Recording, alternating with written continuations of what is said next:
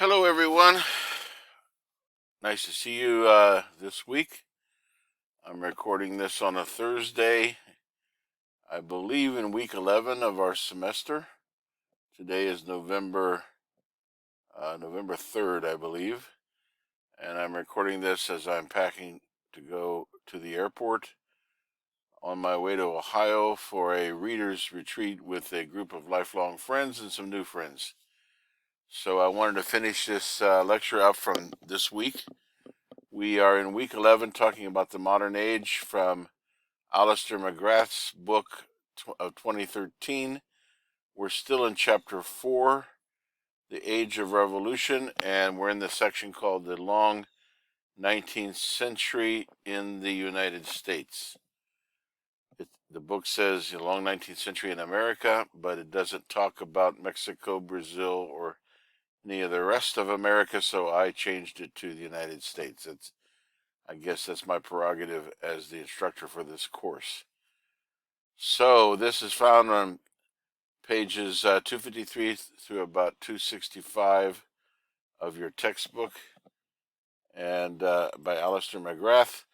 Today we will discuss the emergence of the Bible Belt, the Civil War, and we'll end up on a very important topic of Pentecostalism.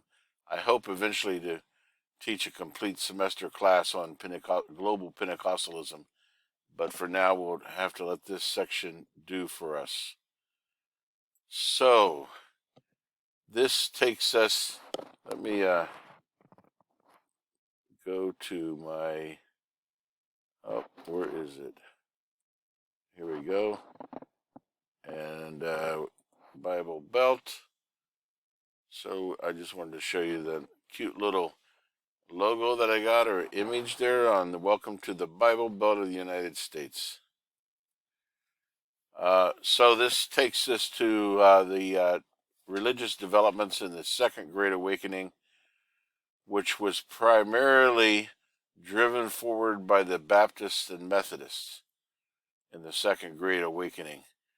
The classic Protestant churches before this time in the First Great Awakening included Congregational and Presbyterian and Anglican, were the dominant denominations in the United States. Also, they were constituted by elite membership, especially the Anglicans, maybe to some extent the Congregationalists, and they took part in the First Great Awakening with some controversy. But in the Second Great Awakening, it was much more of a populist movement, and it successfully reached out to whole new groups of people, new social groups, new economic classes, including working people, farming, rural people, white males, slaves, women, young people. And the Baptists and the Methodists actually had much better success reaching out to these groups. And so they grew rapidly during this period. And I want to show you one more picture here. This is the area that we're talking about that's considered to be the Bible Belt of the United States. As you can see, it's from northern Florida and North Carolina over to Texas and up through Missouri and Kentucky and parts of Virginia. So this is basically the south of the United States. This eventually became known as the Bible Belt. So over the years between 1770 to 1830, there were rising egalitarian forms of evangelicalism, which established deep roots in the Southern culture, despite the tensions this created with the middle-aged white gentry. I think if I were writing the textbook, I might have used populist forms of evangelicalism rather than egalitarian. I think that could lead to some misunderstanding. Episcopalian remained the religion of the Protestant elite, but more populist forms of Christianity had established a deep hold on the population as a whole. The Civil War, of course, intervened during this period. The first shots of the Civil War were fired in South Carolina, and Charleston Harbor in 1861, when the Confederate forces laid siege to Fort Sumter. And then it ended 4 years later, also in April in 1865, at the Appomattox Courthouse in Northern Virginia. The Union victory was inevitable, says the author of our textbook, given the industrial superiority of the northern states. The casualty figures on both sides were staggering, even by the standards of that time. It is thought that the war led to nearly 1,100,000 casualties and claimed more than 620,000 lives. That truly is staggering. And I'll pull up another picture here. This is a picture from the textbook of federal soldiers relaxing by the guns of an unidentified captured fort in Atlanta, 1864.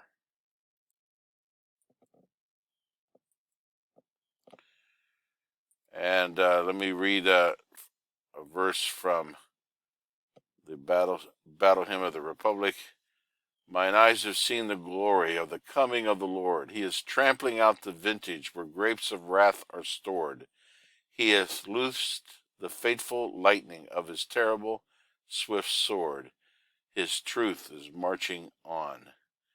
And you can see elements of religion and faith in that battle hymn of the Republic that were influenced by the Second Great Awakening. So we're just briefly passing over the Civil War. I don't know if I mentioned in the last lecture, during this period, evangelicalism took on a number of social causes.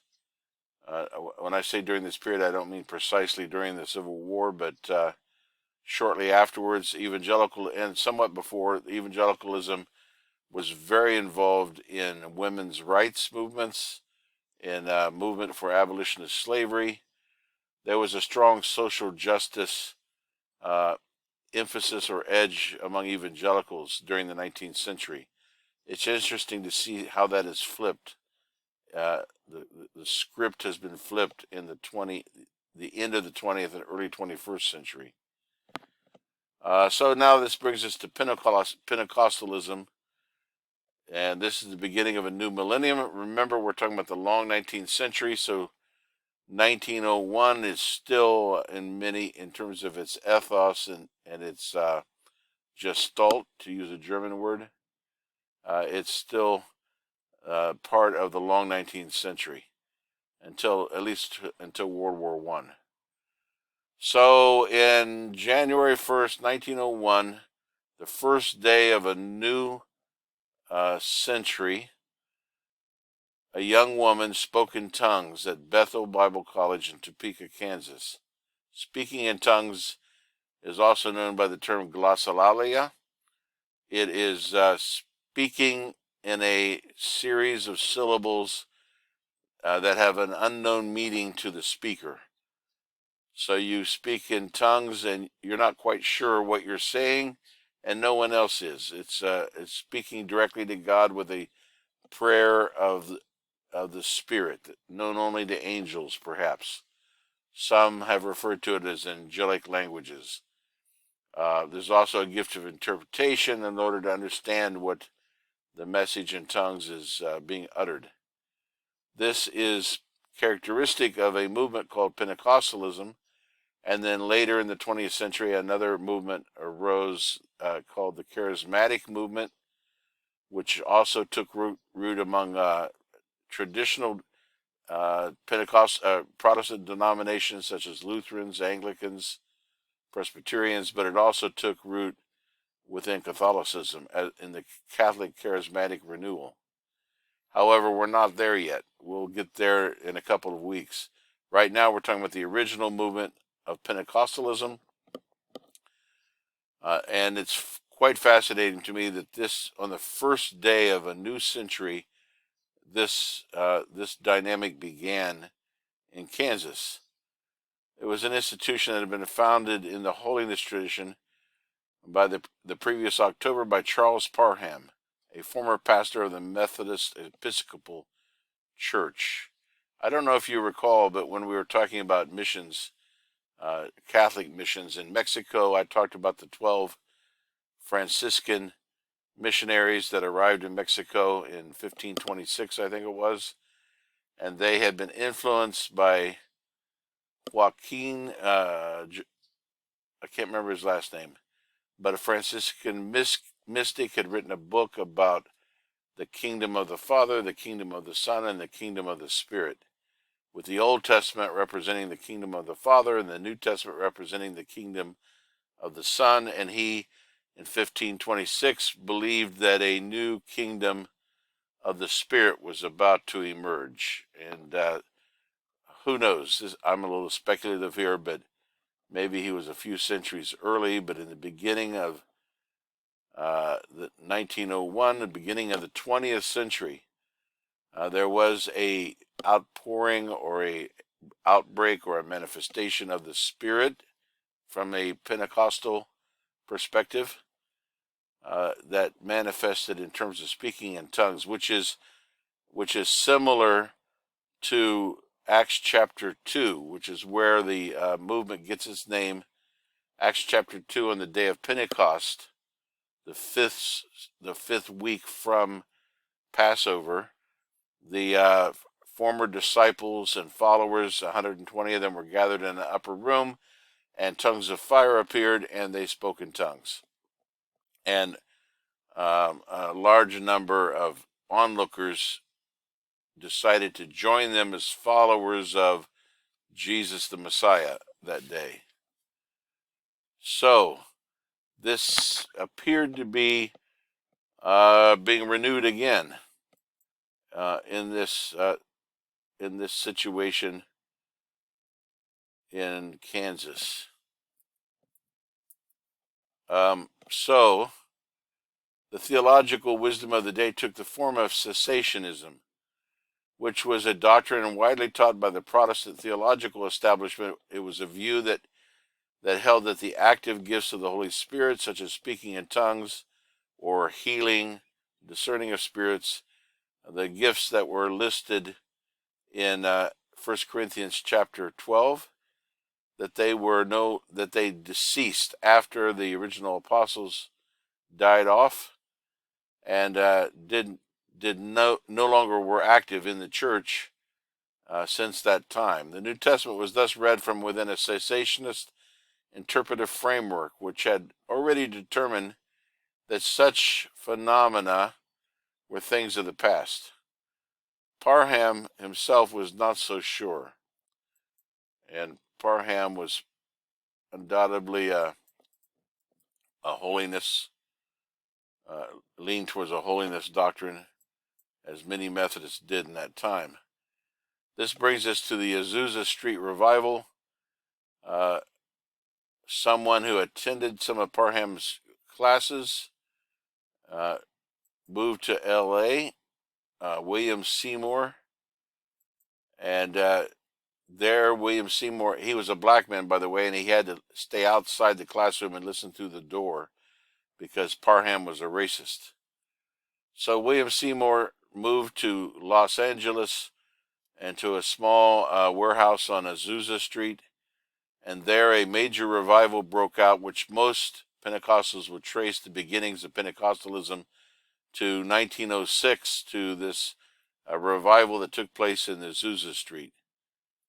And of course there the term Pentecostalism came to be applied to the movement.